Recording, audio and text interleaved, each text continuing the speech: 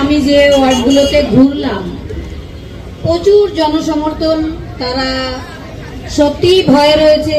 একটা thread culture চালান আমাদের মাননীয় মুখ্যমন্ত্রী, সেটা এই থ্রেড কালচারের মধ্যেই পড়েছে আমাদের পানিহাটিটা। কারণ একটা ঘোষ পরিবার, পুরো পরিবারতন্ত্র এখানে এতদিন ধরে রয়েছেন এবং তিনি এলাকায় একটা ভয়ের বাতাবরণ সৃষ্টি করে রেখেছেন। সেটা আমরা দেখেছিলাম আমার মেয়ের যেদিন 9 তারিখ, উনি এবং সোমনাথ দে এখনকার চেয়ারম্যান এবং সঞ্জীব মুখার্জি কিভাবে অনিয়ম করে বাবা মাদের তো অনুভূতি প্রবণ দ্রুত আমার মেয়েকে নিয়ে চুল্লিতে ঢুকিয়ে দিয়ে ওয়েলডান বয় বলেছিলেন। এটাও থ্রেড কালচারেরই একটা অংশ। এবং আমার মেয়ের মৃত্যুর যে আমরা বিচার পাওয়ার, সেটা যাতে আমরা না পাই, তদন্ত তথ্য প্রমাণ লোপাটের, এটাও একটা পার্ট। তো আপনারা সবাই জানেন, কিন্তু আমি আজকে যেটা বলবো, মেয়ের বিচার আমার আদালতেই হবে। আপনারা আমাকে ভোট দেবেন না, আপনারা নিজেদের দাবি তুলে ধরবেন। আমি জিতলে পানিহাটি জিতবে, পানিহাটি জিতবে মানে গোটা পশ্চিমবঙ্গ জিতবে। এই পশ্চিমবঙ্গকে উৎখাত করা, পশ্চিমবঙ্গের যে তৃণমূল মন্ত্রী আমাদের মাননীয়া, তিনি যে থ্রেড কালচার চালান, প্রত্যেকটা মেডিকেল কলেজে, শিক্ষা দপ্তরগুলোতে, স্বাস্থ্য দপ্তরগুলোতে সমস্ত থ্রেড কালচার চলে।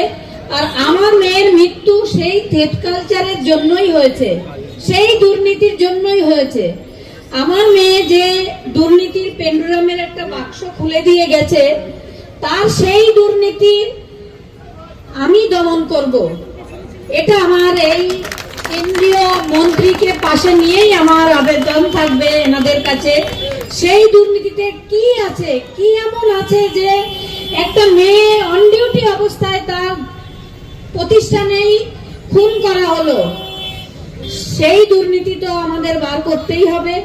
তারপরে রইল আমাদের পানিহাটির যে অব্যবস্থা। আমি এতটা জল দিয়ে হেঁটে এলাম, এখন কিন্তু বর্ষাকাল নয়, তবুও জল। তার মানে কোনো দিনও ওইখানকার জল বন্ধ হয় না, সবসময় রাস্তায় জল থাকে। মানে ওটাই পানিহাটি, জল দিয়ে হাঁটি আর কি আমরা। তো কেন এটা হবে? কেন ড্রেনেজ ব্যবস্থা ভালো থাকবে না? কেন এলাকা দুর্গন্ধময় হবে? এগুলো আপনারাই অভিযোগ করবেন। আমি সেই বার্তাটা নিয়ে বিধানসভায় যাব এবং পানিহাটিকে একটা রোল মডেল করব। এটাই আমার কিছু পাওয়ার নেই। আপনারা আমাকে সমর্থন করবেন। আমার দেওয়ার আছে অনেক কিছু আপনাদের দেওয়ার আছে। কিন্তু আমি আমার মেয়েকে হারিয়ে ঘরে আমার কিছুই পাওয়ার নেই, কারণ মেয়ে যা রেখে গেছে তা দিয়ে আমরা বেঁচে থাকতে পারবো। কিন্তু সাধারণ মানুষের এই যে দুর্দশা, তার জন্যই আমার লড়াই। মেয়ের বিচার আদালত থেকে আমি পাবই, কিন্তু আপনারা যারা দুর্দশাগ্রস্ত, আপনাদের কথাটা আমি যেন বিধানসভায় পৌঁছাতে পারি, তার জন্য আপনারা আমার হাতটা শক্ত করবেন। আপনাদের ভালোবাসা দিয়ে আপনাদের আমি কৃতজ্ঞ থাকবো। তবে ভয় পাবেন না, একদম ভয়কে জয় করতে হবে আমাদের, তবেই আমাদের সফলতা আসবে। নমস্কার সবাইকে, ধন্যবাদ।